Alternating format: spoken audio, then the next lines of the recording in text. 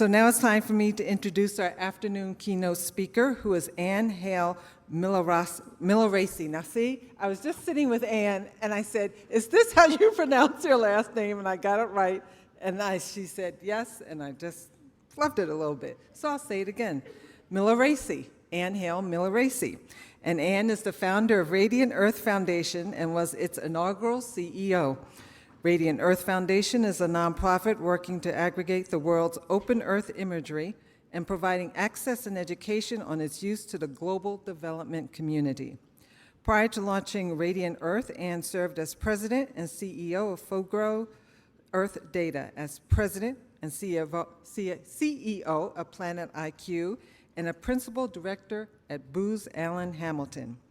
In addition, she worked for the National Oceanic and Atmospheric Administration Coastal Services Center, where she directed remote sensing and GIS programs for over a decade, and was the first chair of the National Geospatial Advisory Committee. Please welcome Hale Miglarese.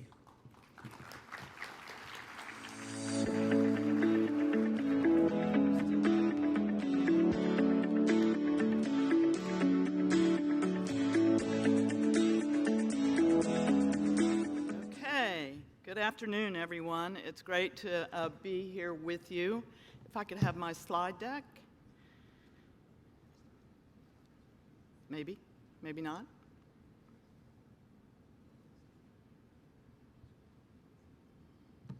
Oh, there we go. Okay. First, before I start, I want to say it's fascinating what this city has accomplished in partnership with NGA and with this university and with the other universities.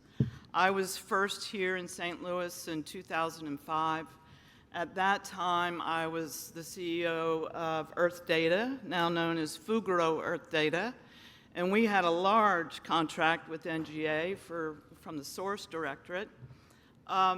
And every time I have come back to St. Louis, it has been in some part or another because of the NGA mission, whether it's the couple of GeoInts that I've been here or here today, or other customer calls. And I know now that many of the geospatial commercial companies in the region have offices here.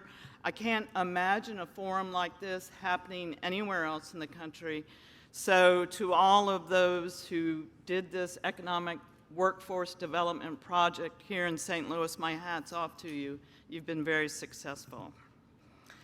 My talk today is the past, the present, and the future, and how to innovate to evolve.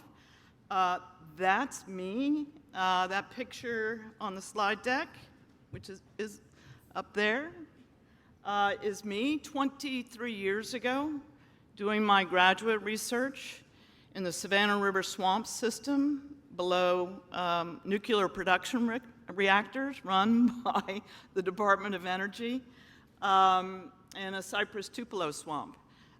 So I've been in this business for a long time. My passion has always been the environment. I would have never dreamt that my career would have taken so many turns, but it has been an excellent career. So in the remarks that I've developed, I primarily am focused at the students in the room, but hopefully some of the geospatial professionals as well will enjoy it. I am a geographer, undergraduate and graduate degree. I spent 14 years in state government for the state of South Carolina, the Department of Natural Resources, the Wildlife Department, the Water Resources Commission, and I spent time at the National Oceanic and Atmospheric Administration working for the National Ocean Service. I spent 20 years working in the private sector. I've been the CEO of 3 commercial companies and the founder and CEO of a nonprofit, and was a principal director for Booz Allen Hamilton. And I spent the last 5 years with the Radiant Earth Foundation. And that's kind of a unique profile. Someone who has seen our business evolve, our passion, our profession evolve over these many years, and it's given me a great perspective. I love public speaking, all right? I've done an awful lot of it, but I have really struggled with this speech because previously I've always had one mission, one technology, one customer to talk about. And as I reflect, now that I'm really only working part-time, now I have a small personal consulting firm, what is it that I want to say to such a diverse room? I thought it was worth taking a walk past many of the technologies that have gotten us here today, and to really think about how those technologies have evolved to create the ecosystem. I've had the good fortune of being involved early on in the development of digital imagery, airborne LiDAR, as you'll see, IFSAR, radar, drone technology, GPS radio occultation data, clouds, and machine learning on Earth observations. So I want to review some of these fundamental technologies, how they came to be, who invented them, how long ago they got invented, what they have in common, and how they've now been mainstreamed into our everyday life. First, though, we have to understand this, and I'm assuming most of you have seen this slide before. It holds very true time after time and again, and that is the technology adoption cycle, right? The initiator. In our business, the initiator is almost always the Department of Defense, and you'll see that in the examples I'll show in a few minutes. The innovators are often in the national labs. We heard about one of them earlier today. Oak Ridge National Lab is a wickedly, technically great organization. People at NASA, people at NSF, working in concert with private industry. The early adopters, then we start to see the commercial sector move in and bring resources to bear and think about new applications. And then a technology gets mainstreamed and starts to grow. It catches on or it dies. And the time scale, the x-axis here, has varied not very much at all with geospatial technology. I'd say there's one exception that's going to change that. I am an optimist. I am a dreamer. I'm a glass mostly full kind of girl. And I almost exclusively work on the left-hand side of that slide.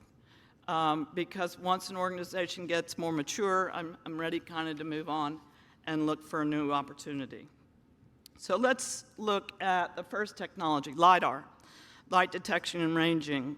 It was first developed in the 1960s, and it was developed by NOAA, NCAR, the National Center for Atmospheric Research. It was developed to map clouds, but it was developed with the Department of Defense's money. Why? The Department of Defense, to this day, is still very interested in every cloud that is over the surface of the Earth, because many of our sensors can't see through those clouds. Now, with the proliferation of SAR, that's changed a lot. But 1960s, right? In 1971, NASA took a LiDAR instrument and put it on the Apollo 15 mission, not only to find the landing spot for the Apollo 15, but every Apollo mission from then on had a LiDAR on board so that they could begin to map the surface of the moon.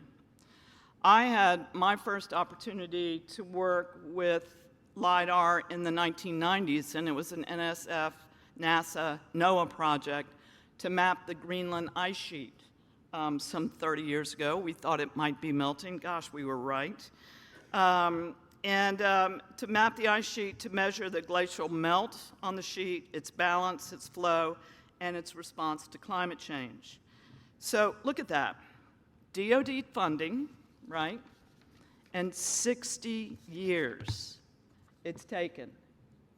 Here's the size of the LiDAR market today.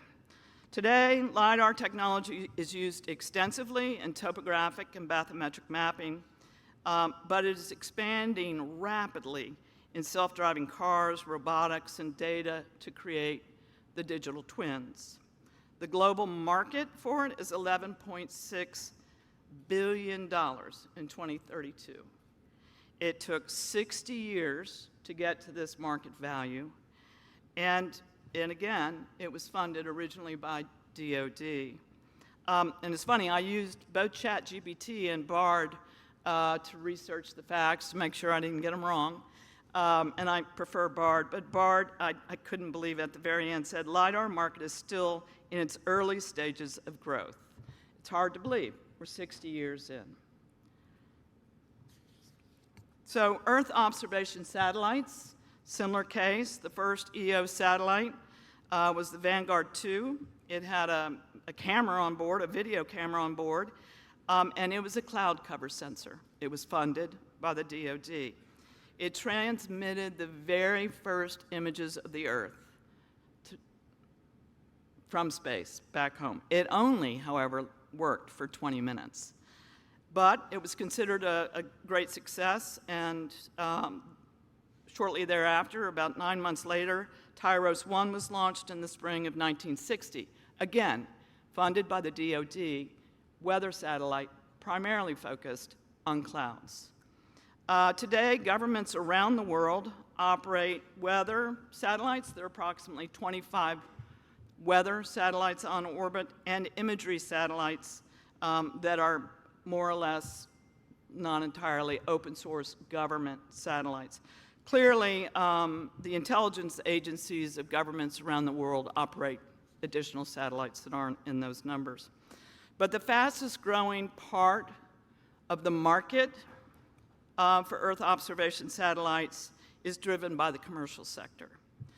The first funding, again, came from the government. It matured a little.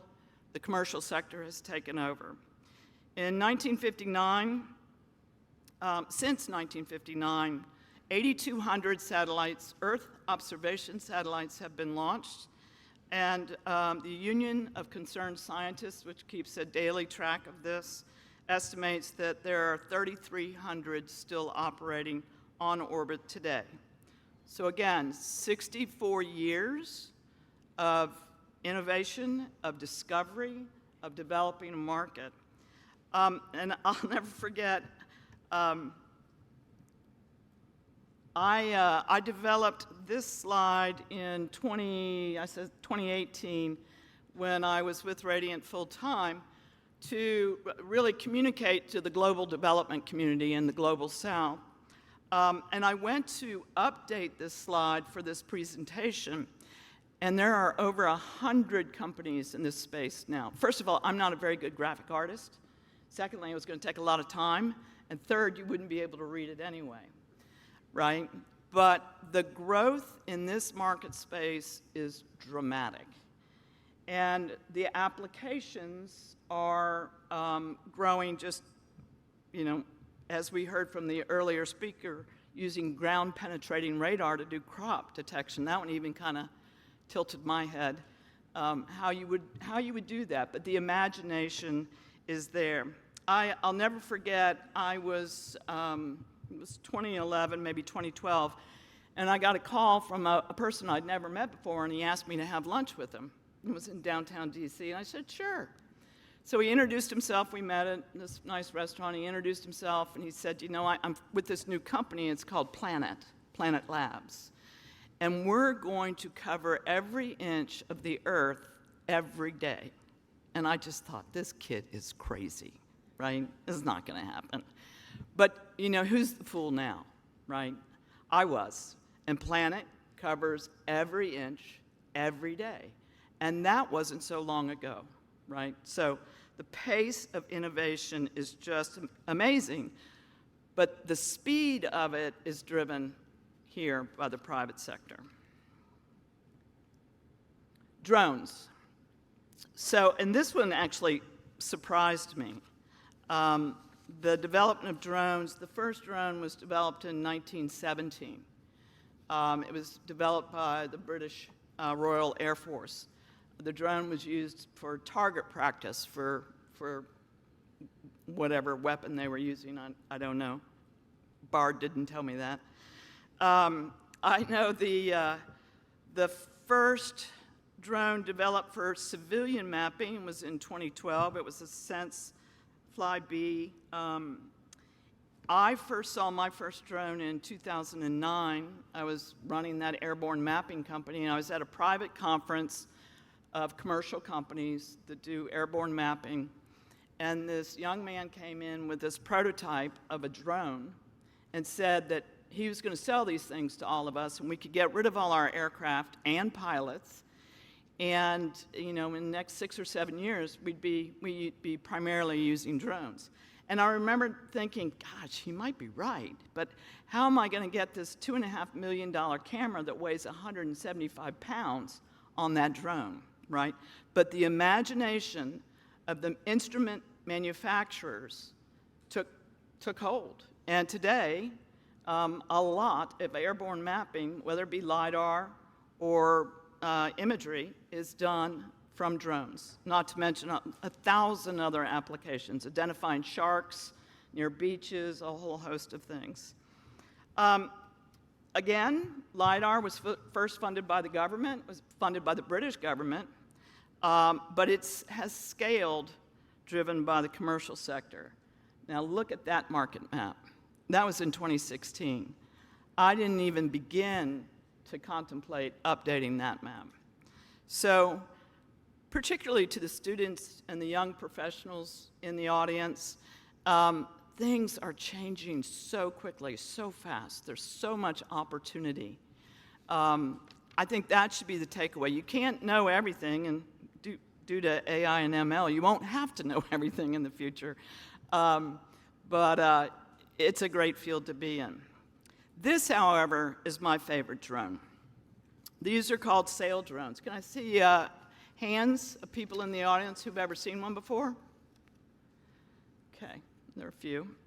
So I had the good fortune of being on Sail Drone's board of advisors when they first started, and subsequently a consultant to them for a number of years. This company is the vision of a man by the name of Richard Jenkins, and Richard was really fascinated with land speed records for wind-powered vehicles back in the early 2008, 2009. And he worked for 9 years to develop a vehicle that held the world's land speed record for over a decade, 126 miles an hour, powered entirely by wind in the Mojave Desert. And after he achieved that, he spent the next 2 or 3 years designing this. He took the vehicle that went in the Mojave Desert and created a drone that can sail the oceans. That drone can stay out in the ocean for a year at a time. Those drones have circumnavigated the Antarctic, and they go right up to the sea ice in the Arctic. There are actually 3 drones now. This is the smallest one. It's called the Explorer. It's 23 feet. The next one is 32 feet. It's called the Voyager. The Explorer primarily works on environmental missions. Those missions are oceanography, marine biology. They track whales at sea. Every drone is outfitted with a suite of cameras on board, and since the very first mission, every image has been through labeling, and I'm sure Saildrone has the largest training data library of ships at sea, as well as birds at sea, as well as the occasional seal that will crawl up and try to catch a free ride on one of them. The 32-foot Voyager is primarily maritime domain awareness. There are many of them in the Persian Gulf as we speak, and I believe the Coast Guard just announced the deployment of many in the Gulf and in the Southern Pacific. The largest one is the Surveyor. The Surveyor is 72 feet and does bathymetric mapping up to 6,000 meters. The ocean is a very hostile environment, and if you can keep people out of harm's way, and you can run these on wind and solar power primarily, the larger one does have a diesel engine on board, and keep them out to sea and work 24/7, it's a much more efficient platform. I know this is a bit of an eye chart, but these are just the instruments and the instrument locations that you can see. They measure oceanographic variables, wind strength, direction, air temperature, pressure, humidity, solar radiation, salinity, dissolved oxygen, dissolved carbon, underwater sounds, a whole host of different technologies. So I suggest you keep your eye on that company and that technology. They also, a year and a half ago or a year ago, put one right in the middle of a Category 4 hurricane. This hurricane season, they have, I believe, 10 deployed in the Southeast Atlantic and in the Gulf of Mexico. And it brings back research and data on hurricanes, which we've never had the opportunity to study before. So this brings me to the Radiant Earth Foundation. And, when I started in college, I was actually using punch cards. Not many other people in this room can say that, I'm sure, or would want to admit it. But over the last 43 years, to see what's happened, to see LIDAR evolve, to see the plethora of satellites on orbit evolve, to see compute power increase, to see, and really what put us over at the edge, I think, was cloud computing. It was an opportunity to to recast and think what a new opportunity would be. And also to see the great disparity in this world between those who have and those who have not.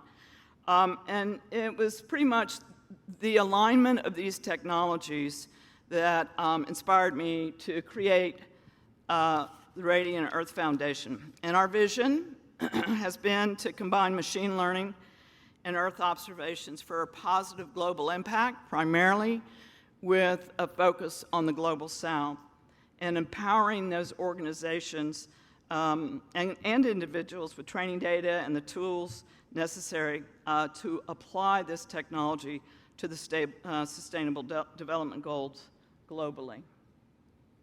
Really what we do, we were lucky enough to get funding from the Bill and Melinda Gates Foundation, from the Pierre Omidyar Network, from the Schmidt Foundation, Schmidt Family Fund, and a host of other organizations, NASA and others, to begin building open training data libraries. So we've heard it several times today. What's one of the big problems? Quality, trustworthy training data. And so we built ML Hub with support from NASA to host that and make it open to anyone in the world. We held a number of education projects around the globe to teach people how to collect quality training data. We've held projects to teach people how to develop these algorithms, work with universities around the world with a primary focus on the Global South. And we've seen some real advancements. I'm going to quickly run through two, and this certainly isn't the sexiest one you're ever going to see, but from a sustainable development fashion, it's important. This is monitoring sludge volume in sanitation facilities in Dakar. The private sector runs most of these sanitation facilities. The philanthropies pay for them to run it, and you never really know what you're paying for unless you have someone there on site 24/7. So the Gates Foundation asked us to take a look at developing an application where we could monitor sanitation facilities using satellite imagery. In this case, we used Sentinel-1 and Sentinel-2 to monitor this facility. We did get some positive results.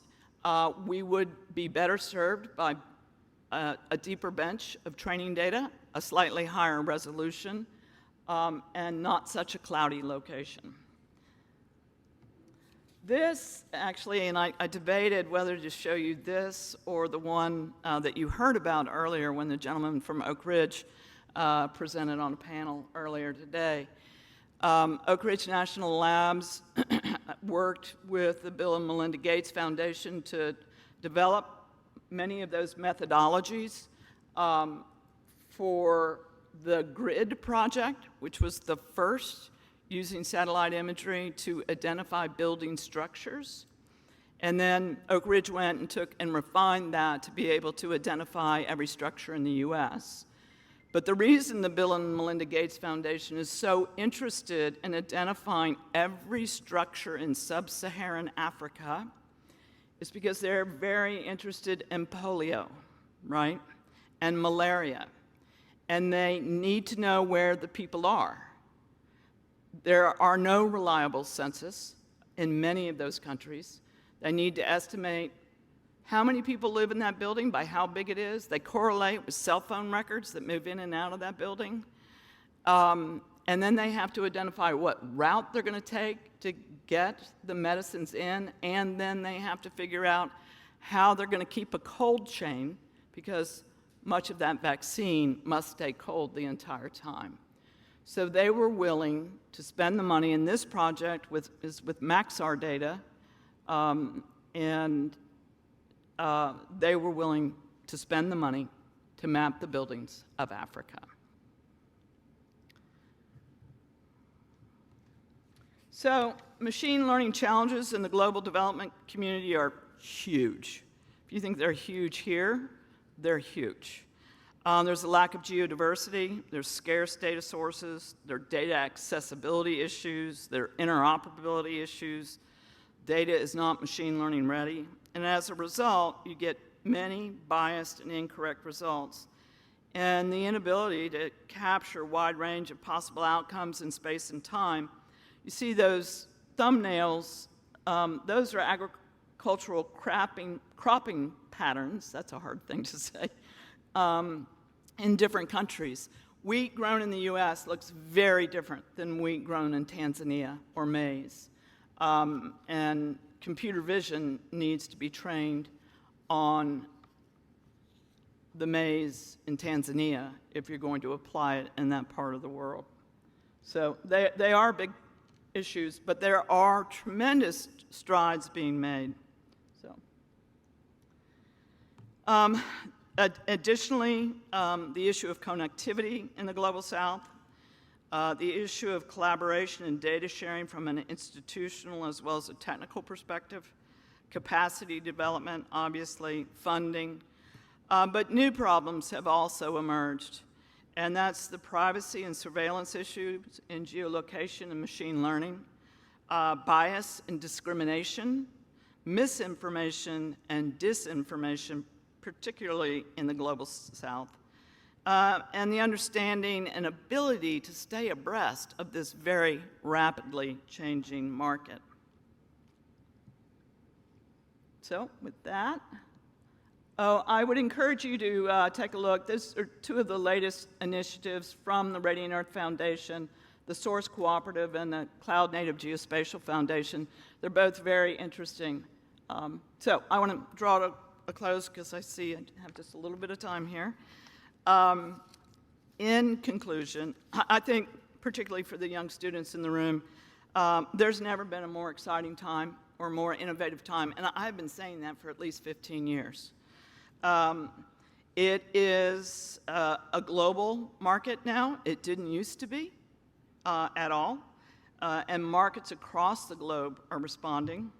The profession is rapidly diversifying. The first conference I went to, I was in graduate school, was the American Society of Photogrammetry and Remote Sensing Conference in 1984 in Washington, D.C. There were about 1,000 people there. There were 3 women. And I believe all of us were Caucasian, right? So it's rapidly diversifying. There are serious issues related to ML and AI. I want to finish with 2 maybe controversial topics quickly, that way you can't ask me about them. Commercial companies are driving that innovation once the initial investment has been created by the Department of Defense to create the technology. And as it relates to open data and open science, I believe the European Union is clearly leading the way. And that comes back to it's a global market, and we're seeing the European Union, through their Copernicus program, really invest heavily in small startups as well as big companies to drive new and innovative products. So thank you.